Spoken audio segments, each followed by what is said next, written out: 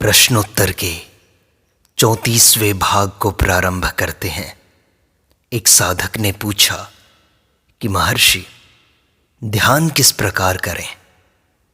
तब महर्षि ने कहा, जो तुम्हारा इष्ट हो उस पर एकाग्र हो जाओ।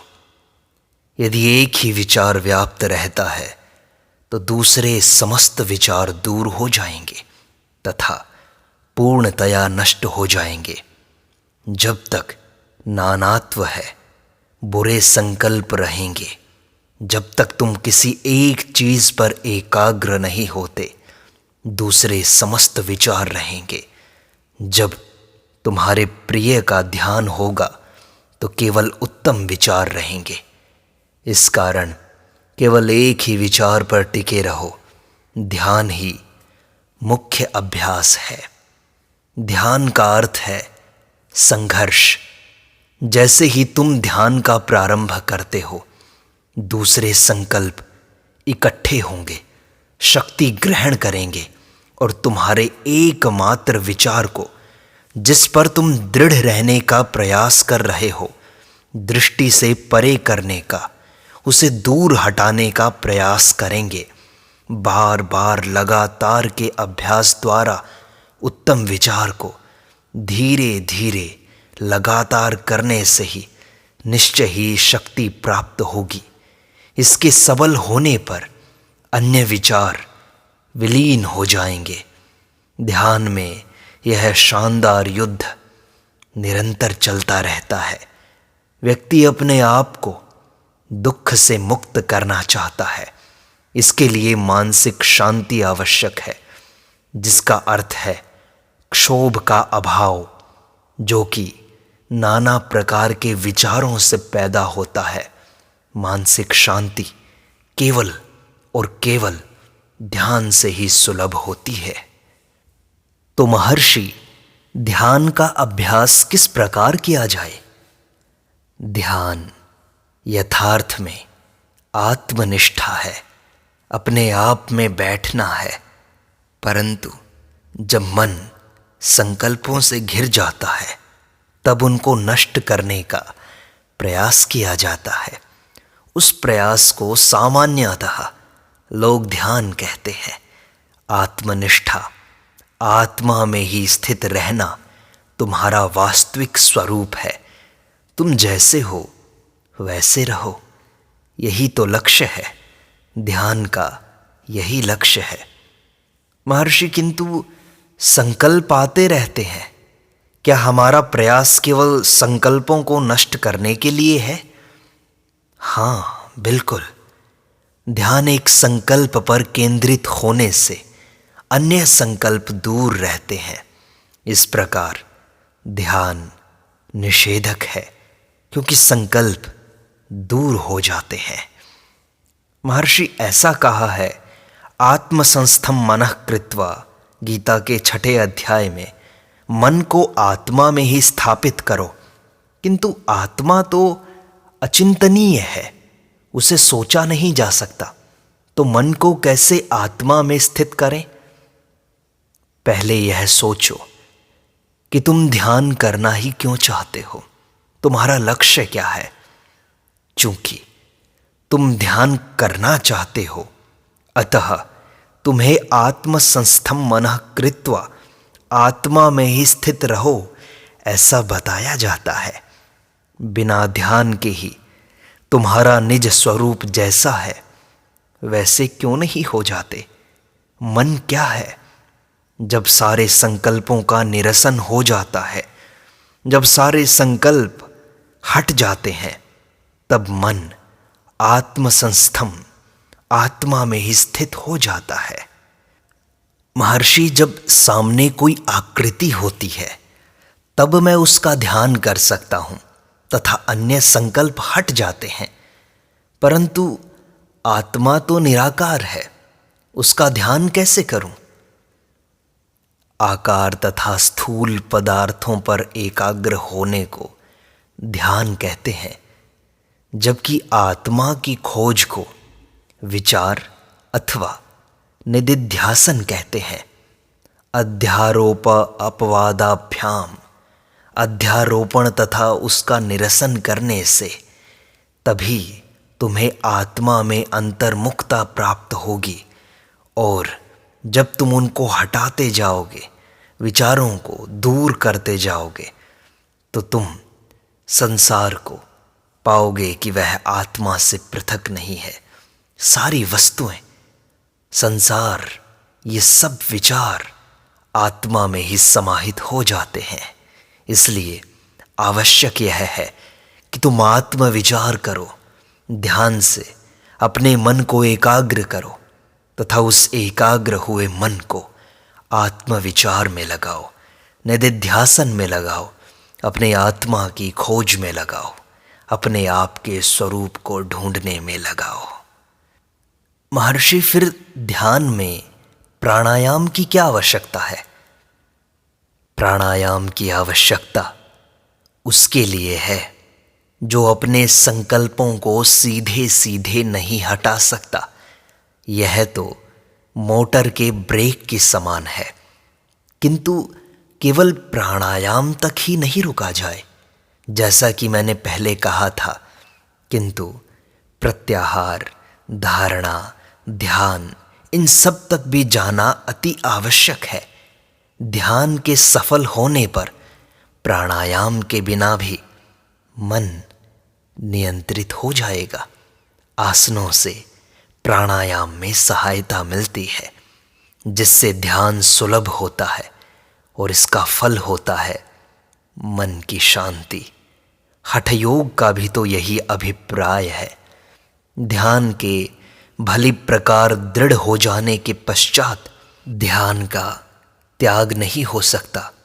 कार्य, खेल तथा उपभोग में संलग्न रहते हुए भी ध्यान अपने आप बना रहेगा। यह निद्रा में भी बना रहेगा।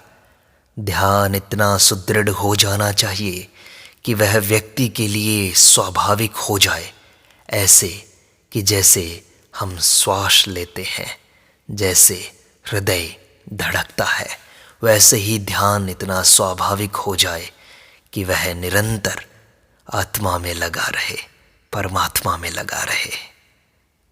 तो महर्षि, ध्यान के लिए प्राणायाम कैसे करें? प्राणायाम की विधि क्या है? यदि ज्ञान के अनुसार, विचार के अनुसार प्राणायाम करना चाहते हो तो वह इस प्रकार है। ध्यान में 3 कार्य होते हैं, प्राणायाम में 3 कार्य होते हैं इस प्रकार। श्वास को अंदर लेना, श्वास को बाहर निकालना और श्वास को रोकना।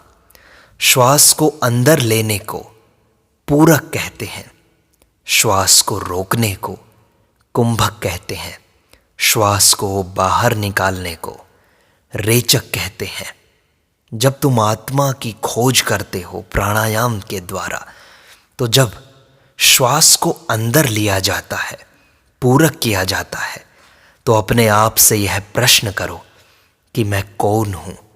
पूरक में श्वास अंदर लेते समय यह प्रश्न करो कि मैं कौन हूं, तथा श्वास को रोकते समय, कुंभक करते समय कहो कि मैं वही हूं, सोहम, मैं वही हूं। तथा श्वास को बाहर निकालते समय कहो कि मैं यह नहीं हूं, यह संसार नहीं हूं, यह देह नहीं हूं, मन नहीं हूं। इस तरह मैं कौन हूं, मैं वही हूं, मैं ये संसार नहीं हूं। इस तरह एकाग्रता से प्राणायाम करते करते तुम्हें वांछित फल की प्राप्ति होगी।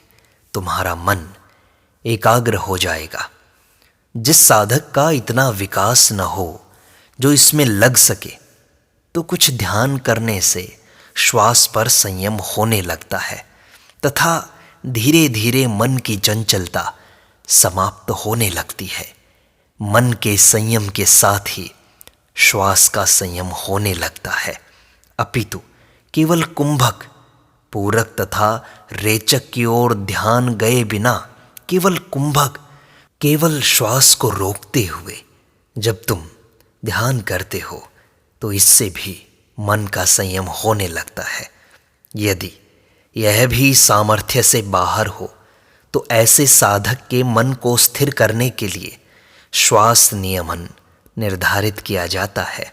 श्वास जितने समय तक नियंत्रित रखा जाएगा, मन केवल उतने समय तक ही शांत रहेगा।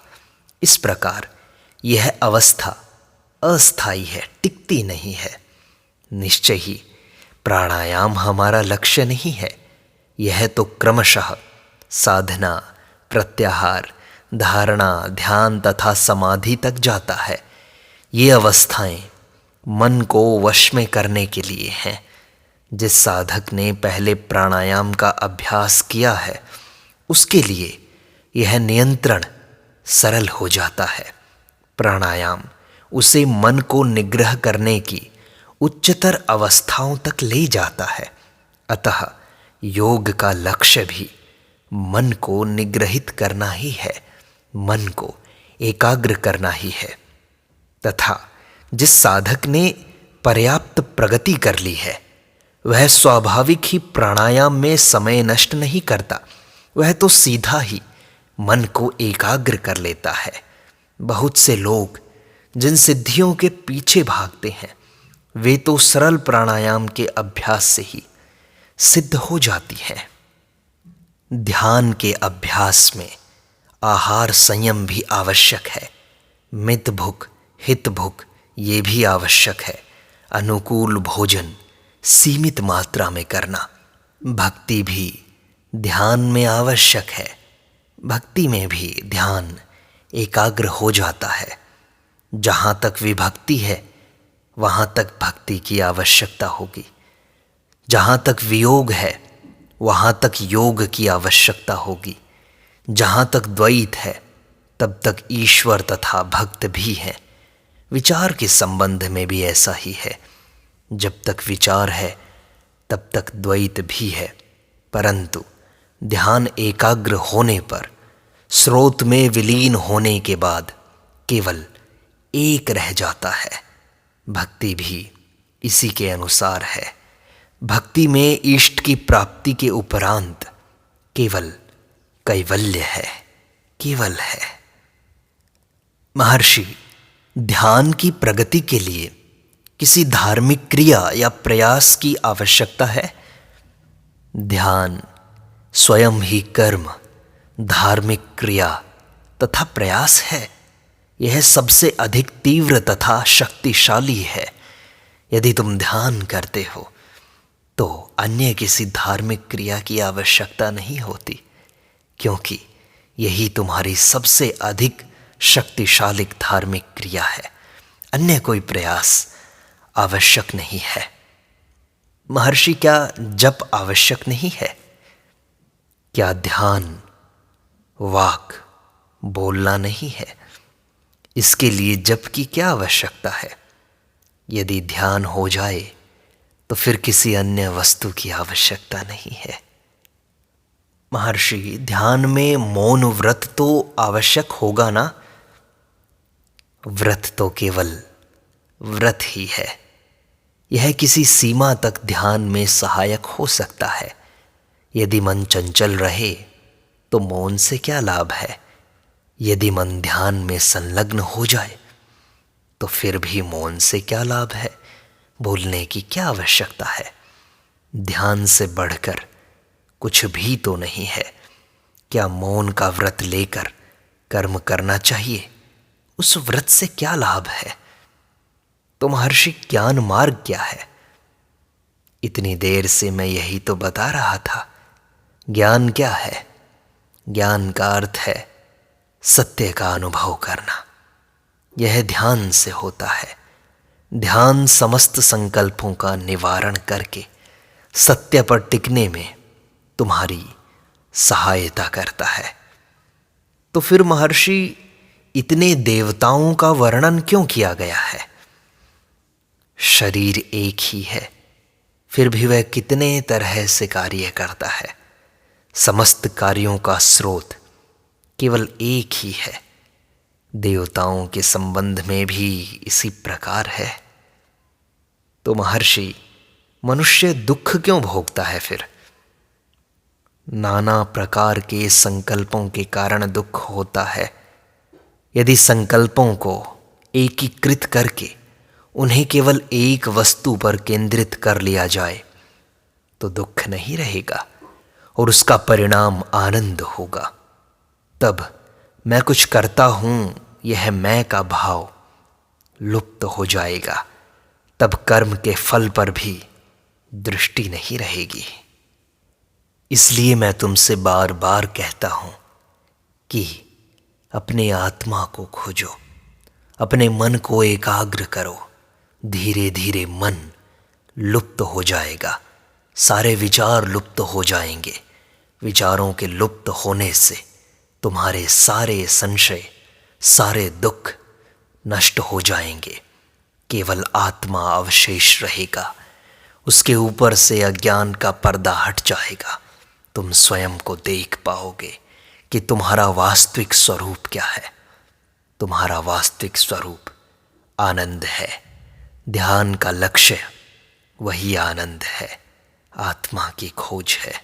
इसलिए ध्यान में सुदृढ़ हो जाओ, अपनी आत्मा को पालो।